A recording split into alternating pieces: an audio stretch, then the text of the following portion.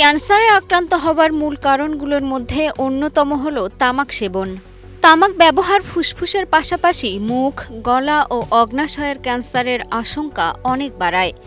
দীর্ঘক্ষণ বসে থাকা ও চর্বিযুক্ত খাবার বেশি খেলে কোলন ক্যান্সারের ঝুঁকিও বেড়ে যায়।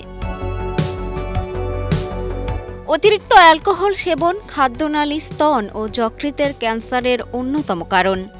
আবার পোড়া বা অতিরিক্ত ভাজা খাবারে থাকা ক্ষতিকর রাসায়নিক গ্যাস্ট্রিক ও অন্ত্রের ক্যান্সারের ঝুঁকি বাড়ায়। সানস্ক্রিন ছাড়া রোদে থাকলে ত্বকের ক্যান্সার, বিশেষ করে মেলানোমার আশঙ্কা তৈরি হয়।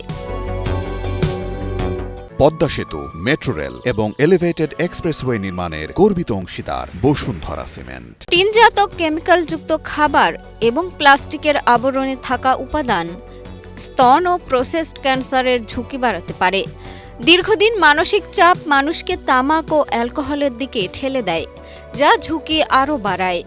নিয়মিত রাত জাগা শরীরের হরমোনের ভারসাম্য নষ্ট করে, ক্যান্সারের আশঙ্কা তৈরি করে।